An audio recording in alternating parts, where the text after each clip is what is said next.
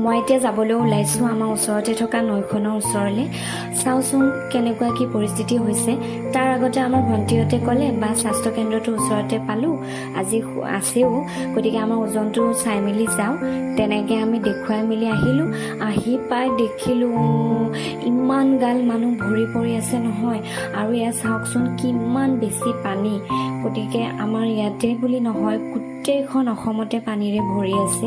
মই আশা ৰাখিছোঁ এনেকুৱা দুৰ্দিন যাতে আমালৈ নাহক, কালৈকেও নাহক। সকলোৱে নিজৰ নিজৰ ঘৰখনত ভালেই থাকক।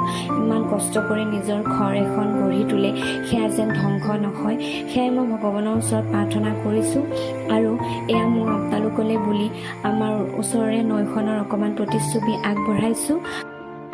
মই মোৰ মিনি ব্লগটোৰ জৰিয়তে আপোনালোকক মই যিমানখিনি পাৰোঁ সেইখিনি মই দেখুৱাইছোঁ। শেষত মই এটাই প্ৰাৰ্থনা ৰাখিম, সকলোৱে ভালে থাকক, নিজৰ